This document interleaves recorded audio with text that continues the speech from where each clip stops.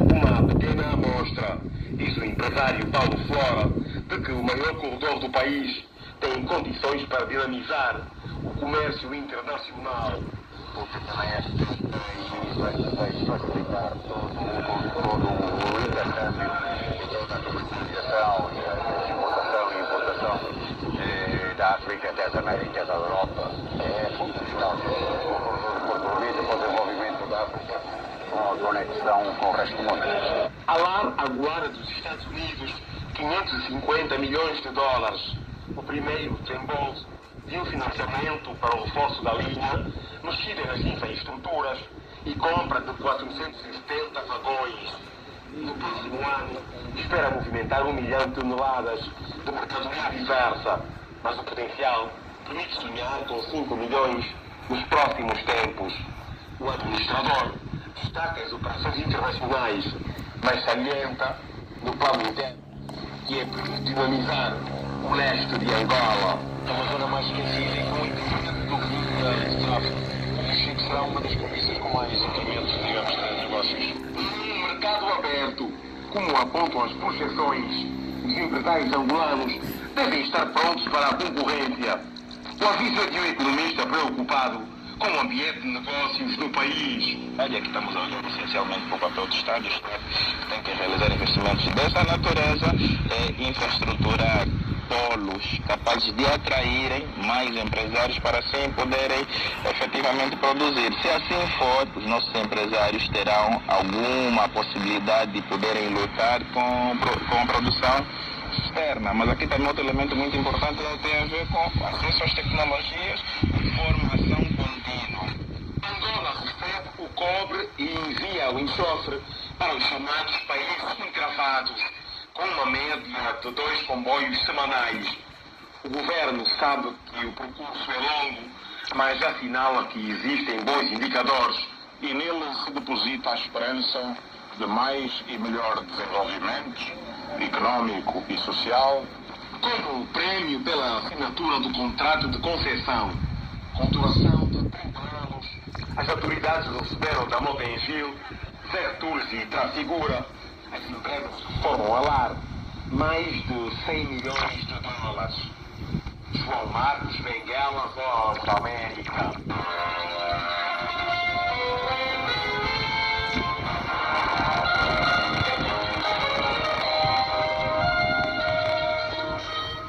E quando são 13 horas e 46 minutos, vamos falar das eleições aqui nos Estados Unidos, onde quase 24 milhões de imigrantes são elegíveis para votar na eleição presidencial de novembro, de acordo com uma análise da Pew Research Center, usando dados do censo. O nosso colega Jeff Swicord falou com 2 cidadãos naturalizados sobre as escolhas que eles vão fazer nessa votação. Labam Sion é um homem trabalhador que faz longas horas administrando uma pequena empresa de transporte em Jesup, Maryland, um estado que é paredes meias com Washington. Ele veio para os Estados Unidos com sua família no ano 2000 para escapar da guerra entre a Etiópia e a Eritreia. Seyun diz que é um conservador pelas causas fiscais e sociais e um grande apoiante do candidato presidencial republicano Donald Trump. When President Trump was in power, he was an amazing type of business. You know, the market was... Seyun conta que quando o presidente Trump estava no poder era um tipo de negócio incrível que se fazia e disse que o mercado era ótimo, as oportunidades de emprego eram ótimas e as pessoas estavam otimistas. Sion é republicano do estado que concorreu à nomeação do seu partido para senador por Maryland. Ele diz que empresas como a dele estão a sentir o aperto de altos preços de combustíveis e ele dá a culpa aos democratas. Right now, unfortunately, with the gas prices is hovering around $5 for the diesel. $4.50, $5 for the diesel. Diz-se que agora, infelizmente, com os preços da gasolina oscilar em torno de $5 para o diesel e 5,50 para o mesmo combustível, isso torna este negócio muito pouco lucrativo. Entendendo que os preços globais de petróleo são determinados por uma combinação complexa de fatores, Sion diz que Trump tem a resposta. Entretanto, Fatoumata Barry vê as escolhas nesta eleição de forma diferente. Ela veio para os Estados Unidos da Serra Leoa quando tinha 11 anos. Barry se formou em Direito, trabalha como organizadora comunitária e de Direitos Cívicos e é diretora executiva do Conselho de Responsabilidade no Condado de Montgomery, também em Maryland. Ela diz que vai votar em Kamala Harris. I think Vice President Kamala Harris is a person for the people. She is the person we need right now. Fatoumata diz que a vice-presidente Kamala Harris é uma pessoa para o povo. Ela é a pessoa de que precisamos agora para transpor a divisão que existe neste país. Barry diz que está preocupada com outra presidência de Trump. I am scared. The fear of immigrants is starting up again. The fear of black and brown people is starting up again. And diz ela que estou assustada. O medo de imigrantes começa de novo. O medo das pessoas negras e pardas está a começar de novo. E é difícil quando a pessoa no topo está a liderar. Então todos os outros se sentem confortáveis. Palavras da Fatoumata Barry, uma americana, naturalizada americana, originária da Serra Leoa. Ela é voluntária num banco de alimentos local e diz que os ganhos da economia dos Estados Unidos não beneficiam a todos de forma igual. E ela também diz que o contraste basicamente é que está no topo, que terá todo o dinheiro deste país, ficará a trabalhar e se votar em Trump. E ela continua dizendo que a nação nunca foi construída desta forma.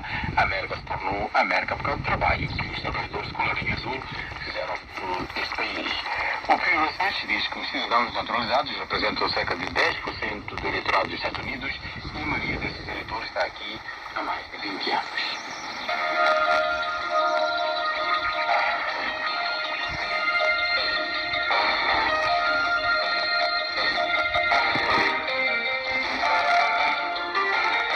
Terrorista do Hamas a Israel, a 7 de outubro passado, desencadeou um conflito que se tornou o mais mortífero da história recente para jornalistas e profissionais dos meios de comunicação social. Pelo menos 116 deles, quase todos palestinianos, foram mortos. A Voz da América conversou com jornalistas que cobriram o conflito e com analistas de comunicação sobre a necessidade de ter jornalistas no terreno que possam trabalhar livremente. Cristina Smith e Liam Scott têm a reportagem aqui apresentada por Álvaro Rogério Andrade. O ataque do Hamas a 7 de outubro do ano passado matou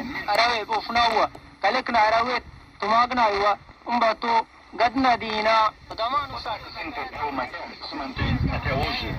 Entre o número crescente de mortes de civis estão dezenas de jornalistas.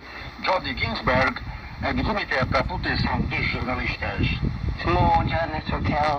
Foram mortos mais jornalistas nas primeiras 10 semanas de guerra do que alguma vez em um único país ao longo de um ano inteiro. De acordo com aquele comitê, o número de mortos até o passado 1 de outubro ascendeu a 111 palestinianos, 2 israelitas e 3 jornalistas libaneses. Além disso, há 35 feridos, 2 desaparecidos e 54 foram detidos. John Dennis Wesky é vice-presidente da Associated Press. There is also a very great challenges in terms of Há também grandes desafios em termos de acesso ao cenário dos conflitos para os jornalistas. As histórias, na minha experiência, são as mais polarizadoras com que já tivemos de lidar na minha longa carreira de jornalista. Tarek Hajas é correspondente em Gaza da Mondoways, uma publicação online que cobre os territórios palestinianos, Israel e a política americana. Ele viveu toda a sua vida na cidade de Gaza. Every time I was walking under the Israeli drones and warplanes, I was feeling that Cada vez que andava debaixo daqueles drones e aviões de guerra israelitas, sentia que, a qualquer momento, eu poderia ser alvo dos bombardeamentos. Porque sei que tem como alvo os jornalistas. E sei que não querem que nada de Gaza seja divulgado. Fundado como um site de notícias progressista, o Mondoways tem enfrentado críticas por aquilo que alguns consideraram serem opiniões anti-Israel. O governo israelita negou em diversas organizações que têm como alvo os jornalistas, mas o Centro de Proteção dos Jornalistas e outras fontes dizem que as forças de defesa de Israel devem ser responsabilizadas pelo elevado número de profissionais de comunicação mortos. Quase todos os que morreram são palestinianos. Outra vez, Jody Ginsberg, do Comitê para a Proteção dos Jornalistas. São também as únicas pessoas capazes de reportar a partir de Gaza porque nenhum jornalista estrangeiro foi autorizado a entrar lá. As lesões e a morte não são os únicos riscos que os jornalistas enfrentam. John Daniszewski, Associated Press. Os perigos não são apenas físicos, mas há perseguição cibernética, assédio e intimidação de jornalistas. As Nações Unidas condenaram os ataques aos jornalistas e indicaram que houve relatos perturbadores de agressões contra jornalistas, apesar de claramente identificados. Em resposta ao relatório da ONU, as forças de defesa de Israel disseram que não disparam deliberadamente contra civis, incluindo os jornalistas. A Hamas recorda todas as histórias que cobriu desde 7 de outubro.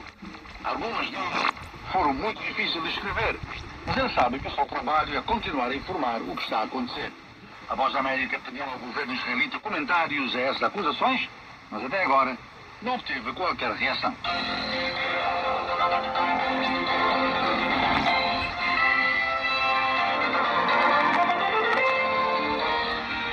Abrimos a revista desportiva da Voz da América em Luanda, onde começaram hoje os trabalhos de preparação para o duplo confronto da terceira e quarta jornadas de apuramento para o PAN 2025 da Seleção Nacional.